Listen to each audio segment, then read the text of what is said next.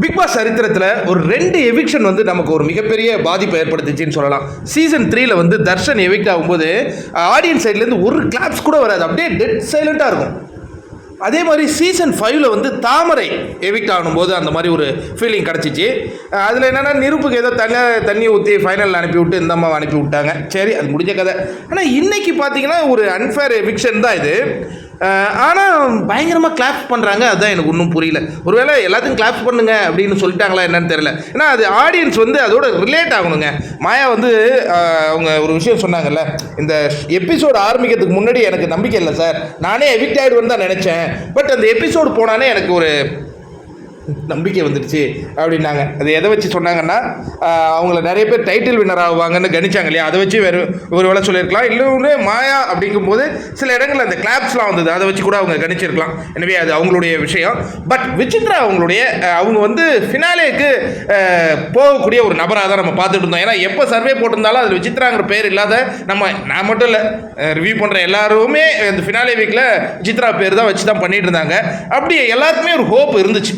அதுவும் அந்த ஒரு 50வது நாள் 60வது நாள்லாம் அவங்களுடைய ஆட்டம்லாம் பயங்கரமாக இருந்தது. ஆனால் அது அவங்களுக்கு தெரியலங்கிறது தான் இதில் பியூட்டியான ஒரு விஷயம். அவங்களுக்கு பிக் பாஸே தெரியலங்கிறாங்கங்க. ஆனால் அவங்க ரிவ்யூ பண்ணாங்க, சோஷியல் மீடியாவில் ஒன்று போயிட்டு இருந்தது. அது வேற ஒரு இது போல் இருக்குது. அது ஏதோ சொல்லி பண்ணியிருப்பாங்களான்னு தெரில. பட் அவங்களுக்கு ஆனால் கேம் தெரிலன்னு சொல்கிறாங்க. பட் எல்லாமே அவங்களுக்கு தெரியும். அதை அவங்க கேரி ஃபார்வர்ட் பண்ணி எடுத்துகிட்டு, ஏன்னா ஒரு கட்டத்தில் வந்து அப்படி பூம் ஆகி நிற்கிறாங்க. அந்த மாசானது அவங்களுக்கு தெரியாதுங்கிறத வேணால் நம்மளால் ஒத்துக்க முடியும். அப்படி இருக்கும்போது அதை அப்படியே எடுத்துகிட்டு போயிருந்தாங்கன்னா இன்றைக்கி அவங்க கண்டிப்பாக ஃபினாலே வாரத்துக்கு கண்டிப்பாக போகக்கூடிய ஆள் தான். டாப் 3க்குள்ளேயே அவங்க கண்டிப்பாக வந்திருக்கிறதுல மாற்றுக்கிறதே இல்லை. அது எங்கே ஆச்சுன்னா, நான் மீண்டும் சொல்கிறேன், மாயாவை குற்றச்சாட்டுறேன்னு சொல்லாதீங்க. மாயா கூட யாரெல்லாம் இணைகிறாங்களோ அவங்க எல்லாருமே மாயாவின் கண்ட்ரோலுக்கு வராங்கங்க. புரியுதா உங்களுக்கு? மற்றவங்கள அது மாயா தெரிஞ்சு பண்ணுறாங்களா தெரியாத பண்ணுறாங்களான்னு தெரியல. ஓவராக நீங்கள் ஒரு குழந்தைக்கு பாசம் காட்டினீங்கன்னு வச்சிங்களேன், அந்த புள்ள வந்து சவள பிள்ளையாக மாறிடும். அதுக்கு வெளி உலகத்தில் அதால் சர்வே பண்ணவே முடியாது. அந்த மாதிரியான ஒரு நிகழ்வை அது மாயாவுடைய ஸ்ட்ராட்டஜியாக இருக்குமா இல்லை நேச்சுரலாகவே அவங்க கேரக்டராகனு நம்மளால் அனலைஸ் பண்ண முடியல.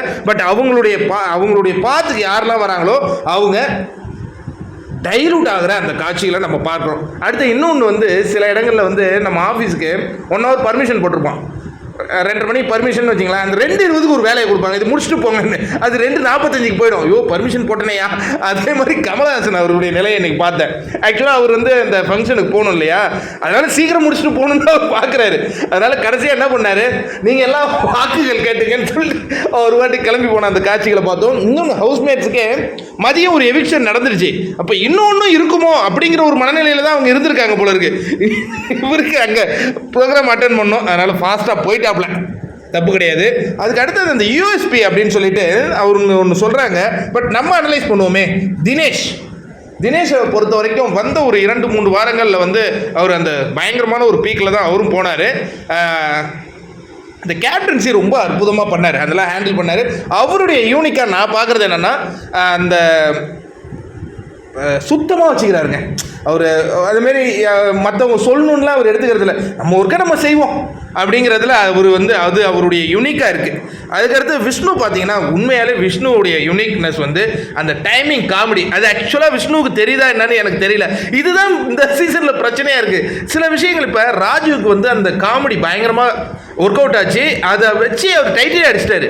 விஷ்ணுவுக்கு அந்த மாதிரி நல்ல ஒரு காமெடி சென்ஸ் இருக்குங்க. விஷ்ணு புலம்புறதெல்லாம் பார்க்கும்போது நிறைய டைம் நம்மள அறியாத சிரிப்புலாம் வருது.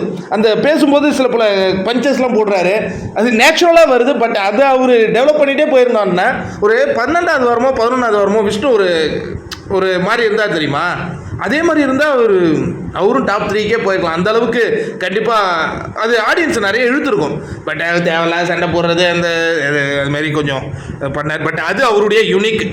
அதுக்கு அடுத்தது வந்து விசித்ரா மேடமுடைய யூனிக் என்னென்னா, அது எல்லாரும் சொன்ன மாதிரி அந்த கெத்து, என்னால் முடியும்டா, முடியுதோ முடியலையோ முடியுங்கிற அந்த நம்பிக்கையில் இருக்காங்களே, அது வந்து அந்த கெத்து தாங்க அவங்களுடைய யூனிக்னஸ்ஸு.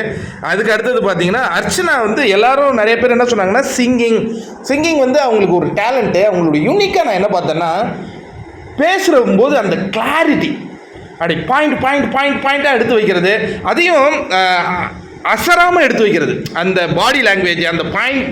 அது மாயாவே ஒரு முறை சொன்னாங்களே, நான் டிவியில் பார்த்த உடனே மெஸ்மரைஸ் ஆகிட்டேன், அந்த மாதிரி அவங்க கேட்ச் பண்ணுறாங்க. அந்த ஆடியன்ஸை அது போய் கரெக்டாக அட்ராக்ட் பண்ணுது.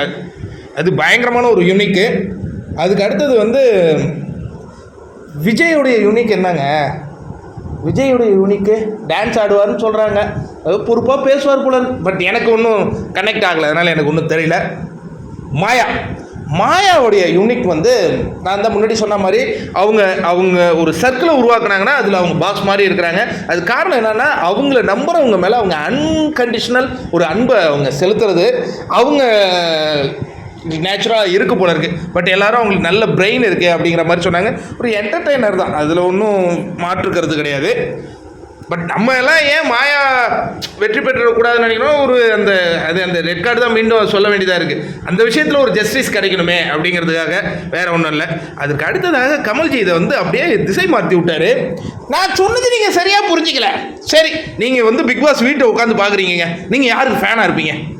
அப்படியா சார் இது தினேஷ் சார், நான் வீட்டில் இருந்தே பார்த்தேன் சார், மாயா தான் சார், நல்ல பிளேயர் சார். அந்த பொண்ணு ஆரம்பத்தில் எவிக்ட் ஆகிற மாதிரிலாம் இருந்தது. பவா செல்லத்துறை அனுப்பி விட்டதுக்கப்புறம் அந்த எவிக்ஷன்லேயே அவங்க போக வேண்டியது. பட் எப்படியோ நீங்கள் காப்பாற்றி விட்டீங்க. அதுக்கப்புறம் ஒரு பவுன்ஸ் பேக் வந்தாங்க சார். ஏதோ இந்த பொண்ணு பண்ணுது சார். நீங்கள் திட்டுற அளவு, அதாவது நீங்கள் பாராட்டணும் இல்லை திட்டணும், விமர்சிக்கணும் இல்லை கிரிட்டிசைஸ் பண்ணணும். அந்த மாதிரி உங்கள் வாயில் வந்து போனாலே அவங்க அங்கே பிளேயராக இருக்காங்கன்னு அர்த்தம். மாயா ஒவ்வொரு வாரமும் வராங்கல்ல, அதனால் அவங்க ஓகே சார், அவங்க ஃபைனல் வின் பண்ணுவாங்க சார், அவங்களுக்கு நான் ரசிகராக இருப்பேங்கிறார் தினேஷ். விஷ்ணு வந்து எனக்கு தினேஷுங்கிறாரு, மணி வந்து தினேஷுங்கிறாரு. அதுக்கு அடுத்தது அர்ச்சனா வந்து நான் வீட்டில் இருந்து பார்க்கும்போதே நான் மாயாவின் ரசிகர் சார் அப்படின்ட்டாங்க. ஆனால் இன்னொன்று, ஊசி வாழைப்பழத்தில் ஊசி குத்துற மாதிரி அவங்க கூட வீட்டில் இருக்க போகிறேன் நான் பயந்துக்கிட்டும் வந்தேன் சார் அப்படிங்கிறாங்க. அது நீங்களே அர்த்தம் புரிஞ்சுங்க. விசித்ரா வந்து நான் மாயாவின் ஃபேன் சார், பொண்ணு என்னென்னமோ பண்ணுது சார். விஜய் வர்மா நம்ம சொல்லவே தேவையில்லை. மாயா டேப்பில் நிறைய பேர் கேட்குங்க, ஏன் உங்களுக்கு விஜய் வர்மா மேலே அவ்வளோ இது, அவர் மட்டும் நீங்கள் ஒழுங்காகவே எதுவும் சொல்ல மாட்டீங்களேன்னு. சொல்கிறதுக்கு எதுவும் இல்லையப்பா, இருந்தால் நம்ம சொல்ல போகிறோம். அதுக்கு அடுத்ததாக பார்த்தீங்கன்னா இந்த ஃபேன் டாஸ்க்கை முடிச்சாரா. அதுக்கு அடுத்தது கமல்ஜி வந்து இன்னொரு விஷயம், இந்த டாம் அண்ட் ஜெரி, அதை இவர் சொன்னதை அவங்க உள்வாங்கிக்கவே இல்லை ஹவுஸ்மேட்ஸ். அதாவது என்னென்னா, இப்போ எக்ஸாம்பிள் வந்து இப்போ நான் வந்து ஒருத்தர்கிட்ட ஒரு விஷயம் சொல்கிறேன்னு, அந்த நோட்டை எடுத்துன்னு போய் அங்கே வைப்பா, ஆனால் நோட்டை எடுத்துன்னு போய் அங்கே வச்சுருவான். அதே இன்னொருத்தர் அந்த நோட்டை ஏன் உங்களால் வைக்க முடியாதா போ அப்படிமா. இதுதான் அவர். சில பேர் சொன்னால் உடனே அக்செப்ட் பண்ணுவோம், சில பேர் சொன்னால் முரண்டு பிடிப்போம். அந்த மாதிரி சொல்லுங்கடான்னா இவங்க ரெண்டு பேருக்குள்ள பிரச்சனைகளை சொல்லிட்டு இருந்தாங்க. அதுதான் நம்ம பார்த்தது தான். விசித்ராவுக்கும் தினேஷுக்கும் ஆகவே இல்லை. அது என்ன காரணமோ அதுவும் நமக்கு புரியல. அதுக்கு பிறகு எவிக்ட் ஆகி வந்ததுக்கு பிறகு அவங்க சண்டை போட்டுக்கிட்டு இருந்தது இன்னும் ரசிக்க முடியாதான் இருந்தது. அதை வந்து கமல்ஜி வந்து சேர்த்து வைக்க முயற்சி பண்ணார். இணைஞ்சு விடுங்கள் நீங்கள் அப்படிங்கிற மாதிரி இணைச்சி வச்சார். இணைச்சி வச்சது சேர்ந்தாங்களா என்னன்னு தெரியல. அதுக்கப்புறம் அந்த வாக்குகள் கேம்பெயினிங் அப்படின்னு சொல்கிறாருங்க. இவங்க தினேஷ் என்னன்னா, ஆக்சுவலாக அவர் சொல்கிறதுக்கு அவர் ஒன்றும் இல்லை. அவர் சொல்கிறதுக்கு என்ன இருக்குது, 3 வாரத்துக்கு பிறகு அவருடைய கேம் மொத்தமாக விசித்ரா அதுதான் சொல்லி வாக்குகள் கேட்கணும். வேறு என்ன, அவர் ஏதாவது பிடிச்சா போடுங்கன்ட்டு போயிட்டார். அர்ச்சனா வந்து ஒரு பாட்டு பாடி வாக்குகள் கேட்டாங்க. அது சோஷியல் மீடியாவில் அர்ச்சனா சப்போர்ட்டர்ஸ் வந்து அதை கட் பண்ணி நீ போடுவாங்கன்னு நினைக்கிறேன். மாயா ஃபேன்ஸ் என்ன தெரியுமா பண்ணுவாங்க, அர்ச்சனாவே மாயா தான் ஜெயிக்கணும்னு சொன்னாங்கிறத அதை கட் பண்ணி ஓட்டுவாங்க. இங்கே வந்து இந்த பிக் பாஸ்க்குள்ளே ஒரு கேம் ஒன்று போயிட்டுருக்கோம், இங்கே வெளியில் ஒரு கேம் போயிட்டுருக்கு பாருங்கள். அது பயங்கர இன்ட்ரெஸ்டிங்காக போயிட்டுருக்கு. இப்போ செம்மையாக தெறிக்க விட்டுட்ருக்காங்க. வாழ்த்துக்கள். அவங்க வந்து அந்த பாடல் பாடி சிறகுகள் அந்த பாடல் நல்லா இருந்தது. மணி வந்து அவருடைய டான்ஸ் மூலமாகவே கேட்டார். இன்னொன்று, அவர் ஓட்டு கேட்கும்போது ரவீனா விஷயம் தான் பேச வேண்டியதாக இருக்குது. அது பேச வேண்டாம்னு அதே பேசுகிற மாதிரி தான் ஆகுது. மணியை பொறுத்த வரைக்கும் என்னென்னா, மணி மேலே இருக்கிற எனக்கு ஒரே ஒரு வருத்தம் வந்து அந்த பாத்ரூம் அந்த ஒரு விஷயந்தான். ஆனால் பிரதீப் என்ன பதிவு போட்டிருக்காருன்னா, பிக் பாஸ் வீட்டுக்கு பாத்ரூமுக்கு லாக்கே கிடையாதுன்னு போடுறாரு. நடா இது நடக்குதுன்னு தெரில. எனிவே, அதை தவிர்த்து மணிக்கு பெரிய டாக்ஸிக்லாம் கிடையாது. யார்கிட்டையும் அவர் போய் வம்பு சண்டைலாம் வளர்த்ததில்லை. டாஸ்க்கு நல்லா ஆடுவாப்புல, டான்ஸு நல்லா ஆடுவாப்புல. விஷ்ணு அதான் என்னால் முடியும்னு நான் நினச்சி வந்தேங்க, வாக்குகள் போடுங்க அப்படிங்கிற மாதிரி கேட்குறாங்க. மாயா என்ன கேட்குறாங்கன்னா, இந்த ஷோவுக்கு நீங்கள் யாரை ஹீரோன்னு நினைக்கிறீங்களோ அவங்களுக்கு வாக்குகள் செலுத்துங்க அப்படிங்கிற மாதிரி சொல்கிறாங்க. மணி பேசும்போது ஒரு விஷயம் சொன்னார், நோட் பண்ணீங்களா? இங்கே ஓட்டுங்கிறானியா ஒன்றும் புரியலையா, எனக்கு நீங்கள் தான்யா போடுங்கய்யா அப்படின்னு கேட்டாங்க. கீட்டில் அது இருக்கும் போல இருக்குது. ஆனால் இருக்குன்னா எல்லாருக்கும் இருக்கும் தான் நான் சொல்கிறேன், ஒருத்தவங்களுக்கு மட்டும் இல்லை. அப்புறம் இன்னொன்று, ஃபேன்ஸ் வந்து ஆர்கானிக்காக சில பேருக்கு உருவாகுறாங்கப்பா. அதையும் நம்ம வந்து குறைகள்லாம் கூறக்கூடாது.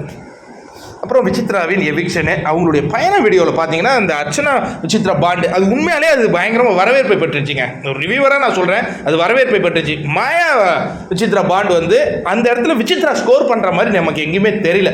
அதே அர்ச்சனா விசித்ரா இருக்கும்போது ரெண்டு பேருமே ஈக்குவலாக சூப்பராக இருந்தது அது பார்க்குறதுக்கு. உங்களுக்கு எந்த பாண்டு பிடிச்சிருந்தது?